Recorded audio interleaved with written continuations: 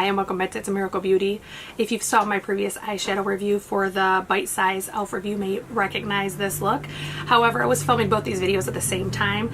Today I am reviewing the Estee Lauder Futurist Hydra Rescue Moisturizing Makeup. It has an SPF of 40.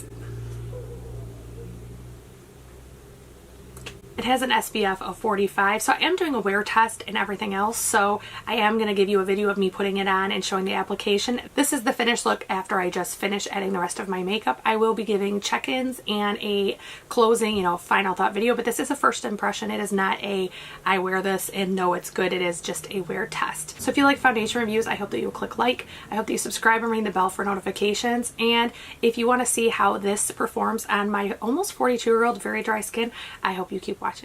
So I did just finish my eyes. I'm going to clean up under my eye and around my eyes. And this is a look that should be live on my channel before this video. It is the e.l.f. Bite Size. This is the cotton candy one. It is a collab with Nona from My So-Called Life 1977. And I would check out both of them. We are reviewing all of the 8 palettes, one per week for the next 4 weeks. And talking about a really important awareness of invisible illness. So I hope you'll check that out. So I did just clean up under my eye. I am going to go ahead and prime. I did use my Smashbox priming oil this morning, but I am going to use the Becca. This is the Backlight priming filter. This one I find makes a really glowy, just pretty look. So I am taking just a little bit of that into my hand. And I'm going to put it all over my face. I typically put it where I want it and then smooth it in. That way I'm not rubbing everywhere the whole time. This one is very moisturizing, but it does tend to sink in fast. And that's one of the things I love and hate about it. I don't like to use too much primer. And this one, it's hard to tell where it sinks in at if you don't want to overdo it. So scrubbing just a touch more. I'm going to put it in a couple key spots. I know I get dry. And this is a very luminous primer, but it's also very moisturizing and it doesn't sit on top of the skin, which is amazing. And then I am going to use just a touch of the Farsali Skin Tune. I just like this in certain areas. So I actually put it on the back of my hand and then put it only where I need it. That way I'm not just smearing it everywhere. I don't put a ton on my nose. I just take literally what's left over on my hand because I tend to have slippage for foundation on my nose first before anything else. I don't like to overdo any primer on it. Okay, you do need to just let that sit for a minute. The Skin Tune Blur, it doesn't work instantaneously. You do have to let it set. So I'm going to let it set for a minute and then I will come back to do the foundation. While that sets, I'm going to use the Charlotte Tilbury. This is the under eye color corrector. It does look like this. This one is very like pink toned. It's not as peachy toned as some. I said that backwards. It's peachy toned, not pink toned, sorry. I'm sure the other shades aren't the same exact coloring because obviously the color wheel you correct differently for it. This is one I can actually kind of create an eye socket here with it, or an eye area, because it's not very heavy. Some of the other ones I can only use where my dark circles are, otherwise it creates an issue. But this one's very light. Typically blends in really well as well.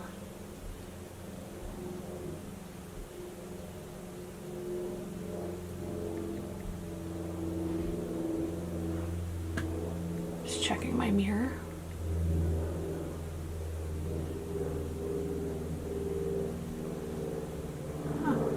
There we go. Okay, as you saw from the intro, we are reviewing the Estee Lauder Futurist Hydra Rescue Moisturizing Makeup broad screen, can't even talk. As you saw from the intro, we are reviewing the Estee Lauder Futurist Hydra Rescue Moisturizing Makeup Broad Spectrum 45, and this is a first impression and wear test. I'm going to see how long I can wear this. If it's able to wear all day, I'll wear it all day. If not, then I will let you know. So to get started, I am going to take just a couple pumps. It is a runnier foundation, and this sponge in particular soaks up a ton of foundation. It's the e.l.f. Newer e.l.f. one. I don't think it's the one they've had for a while, but it does soak up a lot in my experience. Drier a little bit. So between the runny foundation and the sponge, I'm not sure how much I will need to use. And again, that wouldn't be the fault of the foundation because the sponge is soaking up a lot. I used it with the NARS Long Radiant yesterday and it was, this has a really strong perfume scent. want to see. Yeah, it has a perfumey scent. It's interesting. I don't smell it once it's on my skin, but like when it's by my nose, I can really smell it.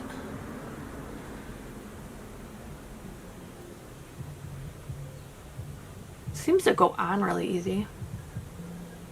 This definitely isn't a perfect match for my spring coloring, but I think it would work really good in summer, which was kind of the idea because this is a light foundation. I was hoping that I could use it all summer, and as it has sunscreen in it and it seemed to be a really light formula, almost serum-y, I was hoping that it would be a great summer foundation.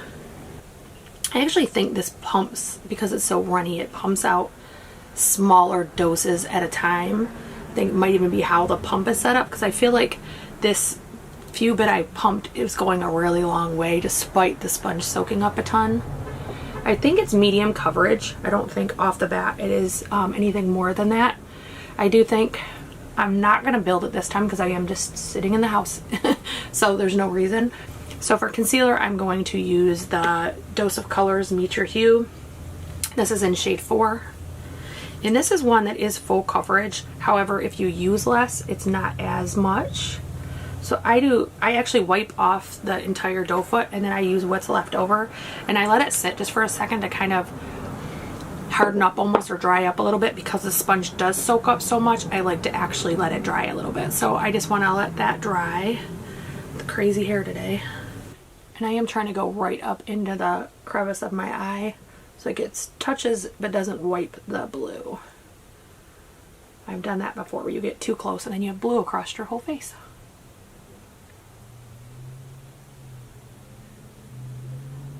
So when I set my under eye, I don't actually worry about creasing, only because I do have naturally really creasy eyes. So for me, it's just a longevity of the makeup. It's not about preventing creasing.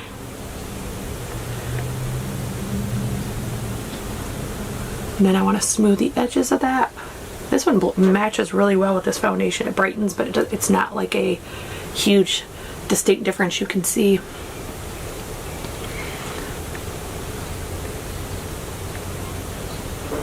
Not bad so far. So I actually set with my sponge. I actually dip it just lightly in the powder, and then I press it into the face versus spraying it everywhere. I don't like to move my foundation, so I actually do it this way. And ever since I started doing this, I find my makeup lasts longer and I deal with a lot less slippage. So it is something that I find works for me. And all I'm interested in doing here is helping with the longevity and the blending of the powder products. So it's not about really being a powdery face or finish. I just want it to set the foundation. I do see just a touch. It looks like the sponge was pulling up a little bit through here. I am going to just put a little bit to bake right there. I find that if I have foundation pull up a little bit and you're using a good powder, you can actually put a little bit more to bake in that area, but you don't bake a long time. If you're my age, you just do it just enough to help correct that issue. Okay, now I'm gonna move on to contour. I'm not gonna show every step of everything when I do my makeup. I will come back and show you the finished look, and then we can talk about what I think initially before the day even gets going, and then we can talk about it more as I do my check-ins. So I'm 3 hours in for my foundation review and it is looking horrid. Like, I have lines I didn't even know I have through here.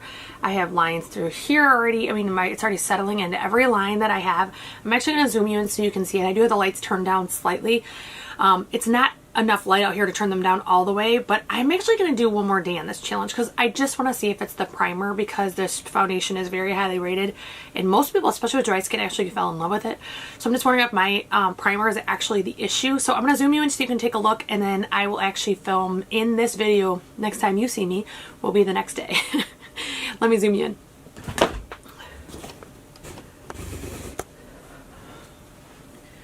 Okay, so look through here. I have wrinkles I didn't even know I have. Hopefully they're picking up. And my smile lines, like they're permanent. So, and that's only 3 hours in. So I'm going to try it again tomorrow. Okay, so this is the end of day 2. This is, I think 6.5 hours in, give or take, maybe 7 actually. I think about it because I finished my makeup 6.5 hours ago, so it's probably half an hour before foundation. I was kind of in no hurry. So as I look at my foundation, I have considerable loss off my nose. This I don't blame on the foundation. I lose on my nose first. Allergies going crazy, and had the best enchiladas in the state of Michigan, and they made me sneeze for like an hour. So I don't blame this on it. However, my smile lines aren't as deep as they were yesterday, but they are pretty deep. So I definitely think that there is something to be said about that. Up here, my under eye I don't really worry about. I'm pretty dehydrated right now, so this is gonna probably wrinkle no matter what. But this area definitely looks better today, and my forehead I feel like looks better. So I think overall it was definitely better. I'm gonna keep trying it, and I will post a pinned comment once I have a better opinion about it. I think the biggest thing is that it's thin like a serum foundation, so it just doesn't have enough oomph to hold all the wrinkles in. Even though I don't even have a ton, but the ones that I have, and I don't even have a ton of wrinkles, but this foundation just seems to like bring them out. This foundation brings them out. So I theorize that that's what's happening, is it's such a thin formula. It just doesn't have the, you know, it's not able to vavoom the wrinkles like some of the thicker full coverage ones do. So I'm going to keep trying it. Like, I will post a pinned comment down below to kind of update you on my progress. I mean, like, it's just not looking awesome, and I do need my foundations to last about 8 hours. For me, that's what I need, so I'll keep trying it. So if you like foundation reviews, if you like unboxings, mystery boxes, I hope that you will like, subscribe, ring the bell for notifications, and I hope that you and yours are safe out there with everything going on, and I hope you have a fantastic day.